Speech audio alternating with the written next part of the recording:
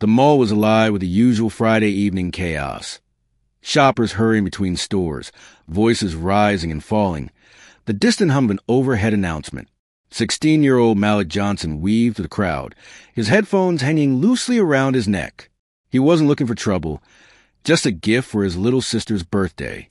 Something small, something special. He was just another teenager minding his own business. Or at least, that's what he thought. "Hey, kid." The sharp bark cut through the noise like a gunshot. Malik turned and saw Officer Randall, a tall, broad white man with a buzz cut and the quiet menace of authority abused. His name tag gleamed under the harsh mall lights, but it was his eyes that struck harder. Cold, calculating, already convinced of something. Empty your pockets. Malik froze. His breath caught in his throat. "What? I didn't do anything." Randall's expression darkened. "I said, empty your pockets." The words rang through the space, drawing the attention of nearby shoppers. Heads turned. Conversation stalled. Malik felt their eyes on him, pressing down like stones. "I don't have anything," Malik repeated, his voice tight. Randall stepped closer, the air between them growing thin. Then, without warning, his hand shot out, grabbing Malik's wrist. "Stop." Malik jerked back, panic flaring, but Randall was faster. His grip tightened, twisting Malik's arm behind his back with brutal force, slamming him forward. Malik's face hit the cold wall. Pain exploded A.C. Mitchell his cheek, his breath hitching that Randall's breath was hot against his ear. "Where'd you hide it?" Malik gasped. "I didn't take anything." Randall twisted his arm harder. "I'm not going to ask you again." Tears stung Malik's eyes. He could feel the crowd, their horrified stares, someone filming, but no one stepped forward. Then, a sharp, deadly voice cut through the tension. "Get your hands off my son." Everything stopped. The crowd parted like the Red Sea. Malik's heart pounded as his mother, Vanessa Johnson, stepped forward, her heels clicking against the floor.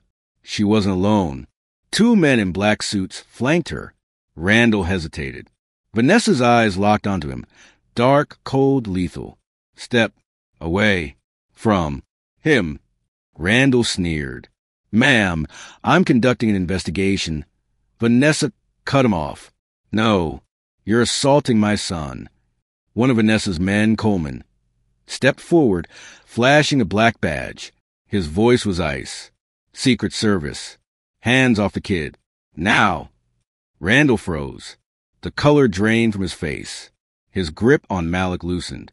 Vanessa stepped in close, so close Randall could feel the danger radiating from her. "You have no idea what you've just done." Randall's jaw tightened, but he stepped back. "This isn't over," he muttered. Vanessa smiled slightly. "No," she said. "It's just beginning." Malik sat in the back of the black SUV, his wrist throbbing, fingers gingerly tracing the bruises. His mother sat A.C. Mitchell from him, her phone pressed to her ear. Her voice was calm. Too calm. "I want his badge on my desk by tomorrow morning," she said, "or I'll make sure this is front-page news." Malik swallowed. His mother wasn't asking. She was hunting. "Mom, you don't have to do this," he whispered. Vanessa's gaze flicked toward him. Her jaw tightened. "Yes, I do." Malik's throat clenched. His voice cracked. "He thought I was stealing because I'm black, didn't he?" Vanessa's gaze sharpened. "Yes, baby, he did." Malik's chest ached. Tears burned at the corners of his eyes, but he forced them back. "I didn't do anything wrong." "I know." Vanessa's hand closed over his. Firm, steady. "That's why I'm not letting this go." Malik exhaled, shoulders curling inward. "If you weren't there," his breath shook. "What would have happened to me?" Vanessa's nails dug into the seat. "That's exactly why this ends here." Outside, the city lights blurred past the tinted windows. Vanessa's phone buzzed. She ignored it. Malik swallowed hard. His mother was a weapon, and Officer Randall had just made a very dangerous mistake. The next morning, Vanessa walked into the police precinct. Her black suit was flawless, her heels razor-sharp. Coleman and her head of security, Harris, flanked her. The police captain, Mitchell, stood from his desk. Mrs. Johnson, I assure you. Vanessa cut him off. Your assurances mean nothing to me. Mitchell hesitated. My son was assaulted. Vanessa said. That officer should be in handcuffs. Mitchell sighed. Mrs. Johnson, with all due respect, your respect is irrelevant. Her voice was ice. My husband was Secretary of Defense. My security team handles international terrorists. And you think I'm going to let a racist thug in uniform walk away? Mitchell's face paled. Vanessa stepped closer. Either you fire Randall, her gaze burned through him, or I will destroy your department's reputation so thoroughly you'll be lucky to find work at a traffic school. Mitchell's throat bobbed. Yes, ma'am. 3 days later, Malik stood beside his mother as the press conference began. Captain Mitchell stood behind the podium. Officer Randall has been terminated from the department. Mitchell announced.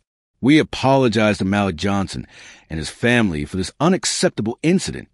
Cameras flashed. Malik's heart raced. He couldn't believe it. An actual consequence. As they walked away, Malik turned to his mother. How did you know they listened to you?